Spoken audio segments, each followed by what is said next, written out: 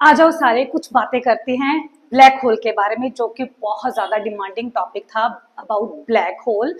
इसके बारे में कुछ बातें कर लेते हैं कि व्हाट इज ब्लैक होल, ये होता क्या है, क्या क्या डिस्कवरीज अब तक ब्लैक होल के बारे में, क्या क्या बातें जो है अब तक जो है ब्लैक होल के बारे में आई हैं हमारे पास। ठीक है, तो what is black hole, black hole क्या है हमारे यूनिवर्स में, हमारे स्पेस में। तो ब्लैक होल हमारे पास वो ब्लैक स्पेस है, ये सारी स्पेस जो है वो क्या है हमारे पास ब्लैक कलर की है। That space is black, totally black. एक ऐसा डार्क एरिया जिसके पास ग्रेविटी बहुत ज्यादा स्ट्रांग है कि अगर कोई ऑब्जेक्ट इसकी ग्रेविटी के अंदर आता है, इतनी ज्यादा स्ट्रांग ग्रेविटी है यहाँ पे कि अगर कोई ऑब्जेक्ट इसकी ग्रेविटी के अंदर आता है, that object can't escape back. ठीक है, तो वो वापस नहीं जा सकता, वो कोलैप्स हो जाता है इसी ब्लैक होल में। ठीक है, अब बिल्कुल आप ऐसे इसको इमेजिन करके देखो, जैसे ब्लैक कलर कहते हैं ना, इज अ गुड ऑब्जर्वर, वो हर मतलब बहुत ज्यादा ऑब्जर्वर है, कोई भी कलर उस पर लगाते रहो तो वैसे ही लगता है ब्लैक, तो उसमें वो कलर सेपरेट नजर नहीं आता है ना। तो ब्लैक की पर्सनैलिटी ही ऐसी है, तो कोई भी चीज इसकी ग्रेविटी के अंदर आ गई तो वो स्केप नहीं कर सकती। ठीक है, इवन लाइट कांट एस्केप। अब लाइट की सबसे ज्यादा स्पीड होती है, तो light also can't escape when it enters in the gravity of the black hole. Black hole का जो बिल्कुल सेंटर पॉइंट होता है, ठीक है, बिल्कुल सेंटर वाला पॉइंट जो है ब्लैक होल का, that is known as singularity. उसको किस किस चीज से हम डिफाइन करेंगे, सिंगुलरिटी।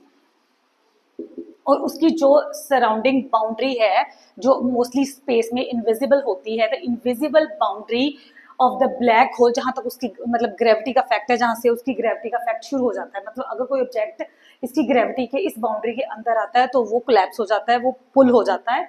तो ये जो इनविजिबल बाउंड्री होती है ब्लैक होल की, that is known as event horizon. That is known as event horizon. Okay, तो अब क्वेश्चन आता है कि ये ब्लैक होल बनते कैसे हैं स्पेस में। ये ब्लैक होल बनते हैं with the collapsing of stars. ठीक है, ये जानते हैं कि कैसे स्टार्स के स्टार्स कैसे कोलैप्स होते हैं और ये ब्लैक होल में कन्वर्ट हो जाते हैं। स्टार्स किससे बने होते हैं, द बिगर स्टार्स, जो सन से भी बड़े बड़े स्टार्स होते हैं, बहुत सारे स्टार्स होते हैं, तो उनका शाइन करने का क्या रीजन है, ये मैं आपको डिटेल में भी बाद में टॉपिक समझाऊंगी। न्यूक्लियर फ्यूजन, एक होता है न्यूक्लियर फिशन, एक होता है न्यूक्लियर फ्यूजन। तो न्यूक्लियर फ्यूजन प्रोसेस होता है एक्चुअली स्टार्स में। तो स्टार्स के अंदर बहुत सारी हाइड्रोजन एटम्स होते हैं, जो वहां पे क्या होती है, केमिकल रिएक्शन होती है, हाइड्रोजन एटम्स जो हैं वो आपस में कंबाइन करते हैं और क्या बनाते हैं, हीलियम बना देते हैं, और प्लस बहुत सारी एनर्जी रिलीज करते हैं in the form of light and heat. In the form of light and heat बहुत सारी एनर्जी रिलीज करते हैं, जिसकी वजह से जो स्टार्स हैं वो शाइन करते हैं। अब स्टार इतनी जल्दी कोलैप्स नहीं होता, इतनी जल्दी डाई नहीं होता, बहुत सारे मिलियन ईयर्स जो है वो लग जाते हैं। Stars can live up to lot of million years. So बहुत टाइम बाद जब हाइड्रोजन जो है बिल्कुल खत्म हो जाती है स्टार्स में, सारी की सारी हाइड्रोजन कन्वर्ट हो जाती है हीलियम में, हाइड्रोजन खत्म हो जाती है, जिसको हम फ्यूल का नाम देते हैं स्टार का। तो क्या होता है, स्टार जो है उसकी वो बैलेंस नहीं कर पाता अपनी इन ग्रेविटी और आउट ग्रेविटी में। ठीक है, आपने देखा होगा कोई भी चीज सर्कल में कैसे एक ऑर्बिट में, एक सर्कल में कैसे रिवॉल्व करती रहती है, because of the balancing of centripetal and centrifugal force. जो दो फोर्स लगते हैं, एक इनवर्ड एक आउटवर्ड, इन दोनों फोर्सेस की बैलेंसिंग की वजह से जो ऑब्जेक्ट है अपने सर्कल में घूमता रहता है। तो अपनी ये जो ग्रेविटी है, इसमें जो जब हाइड्रोजन फिनिश हो जाती है तो स्टार्स जो है वो इस ग्रेविटी को बैलेंस नहीं कर पाते और वो कोलैप्स हो जाती है and convert into a black hole. Actually होता क्या है जब कोई भी चीज ब्लैक होल के पास जाती है, ठीक है, अब कोई भी ऑब्जेक्ट प्लस जब ब्लैक होल के पास आता है, उसकी ग्रेविटी के पास आता है, तो उस पर ग्रेविटी का इनवर्ड फोर्स लगता है, वो पुल करती है ग्रेविटी उसको towards the black hole, towards the centre of the black hole, वो एक फोर्स एक्सपीरियंस करता है। ठीक है, तो जैसे ही कोई भी ऑब्जेक्ट इसकी ग्रेविटी के पास आता है तो टाइम स्लो हो जाता है, रेदर देन अगर कोई ऑब्जेक्ट बिल्कुल इसके पास खड़ा है और कोई पर्सन बिल्कुल थोड़ा सा उससे दूर खड़ा है, तो यहाँ पे जो टाइम होगा वो स्लो चलेगा as compare to this place. Okay, तो और साथ साथ में क्या स्ट्रेचिंग हो जाती है उस ऑब्जेक्ट की, क्योंकि ग्रेविटी पुल कर रही है। अगर कोई चीज यहाँ पे है तो वो इलोंगेट हो जाती है, रबर की तरह उसकी स्ट्रेचिंग होनी शुरू हो जाती है, क्योंकि उसके ऊपर फोर्स डिफरेंस है। क्योंकि इस पॉइंट, मान लो ये ऑब्जेक्ट है, तो क्योंकि दोनों पॉइंट्स में जो फोर्स है वो डिफरेंट है ग्रेविटी का, because there is a difference in the gravitational force, जो चीज है वो इलोंगेट होती है लाइक द रबर। इस पॉइंट पे फोर्स, ग्रेविटी फोर्स डिफरेंट होगा, इस पॉइंट जो थोड़ा सा दूर है पॉइंट, उस पे जो है फोर्स वो डिफरेंट होगा, जिसकी वजह से जैसे खींचते हैं ना हम चीज को तो वो एलोंगेट हो जाती है। अगर दोनों पॉइंट्स पे फोर्स सिमिलर होता तो फिर डायरेक्ट एलोंगेट नहीं होती, चीज डायरेक्ट ही आती है ना। तो इसमें जो है वो because of the difference in the gravitational force चीज जो है वो स्ट्रेच होती है। अब पास जाके तो ब्लैक होल को किसी ने नहीं देखा है। ब्लैक होल्स को जो पिक्चर्स ली गई हैं ब्लैक होल्स की, वो कैसी विजिबल हुई हैं, वो थ्रू टेलीस्कोप विजिबल हुई हैं या थ्रू सैटेलाइट्स जो भेजे गए हैं उनसे विजिबल हुई हैं। तो वो कैसा नजर आता है ये मैं स्क्रीन में शो कर रही हूँ कि ब्लैक होल के सराउंड एक हमें लाइट की रिंग नजर आती है, एक लाइटनिंग जो है वो एज अ रिंग जो है, रिंग लाइट जो है हमें नजर आती है अराउंड द ब्लैक होल। वो क्यों नजर आती है रिंग लाइट? एक्चुअली जब कोई चीज अब कोई ऑर्बिट में हमने घूम रही है, जब इसके पास आती है कोई भी चीज जो है, कोई भी स्टार्स, कोई भी ऑब्जेक्ट जब इसके पास आते हैं तो वो क्या करते हैं, जब इसकी ग्रेविटी के अंडर आ जाते हैं तो वो बिल्कुल फास्ट फास्ट रिवॉल्व करते हैं, जिसको हम बोलते हैं स्विरलिंग। स्विरलिंग का नाम देता है, देख जैसे आप मान लो क्वाइन को ऐसे रोटेट करो तो ऐसे गोल गोल घूम के वो एकदम से स्टॉप हो जाता है ना, ऐसे ही गोल गोल घूम के एकदम से ब्लैक होल में कोलैप्स हो जाते हैं, ठीक है।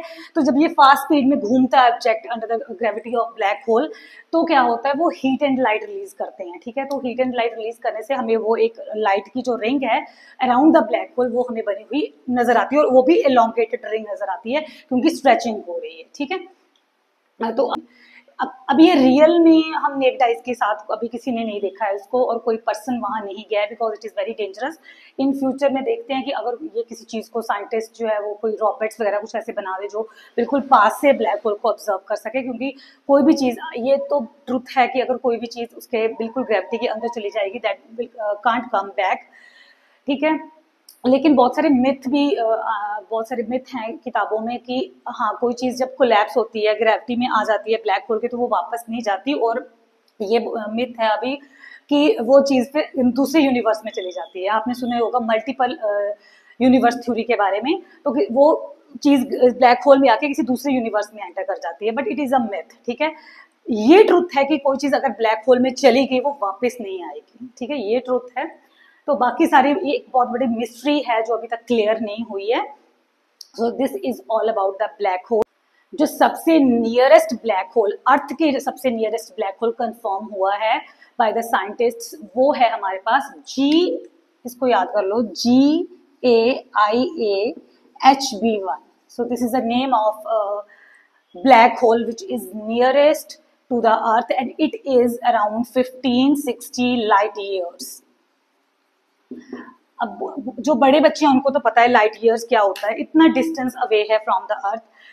जो छोटे स्टूडेंट्स हैं मेरे अभी, उनको लाइट ईयर के बारे में नहीं पता, तो मैं एक्सप्लेन कर दूं कि लाइट ईयर्स जो है वो यूनिट है डिस्टेंस की। जो लॉन्ग डिस्टेंस होते हैं उनको हम मीटर्स या किलोमीटर्स में नहीं, उनको हम स्पेशली एस्ट्रोनॉमिकल बॉडीज हैं उनको मेजर करने के लिए हम लाइट ईयर्स जो है वो यूज करते हैं।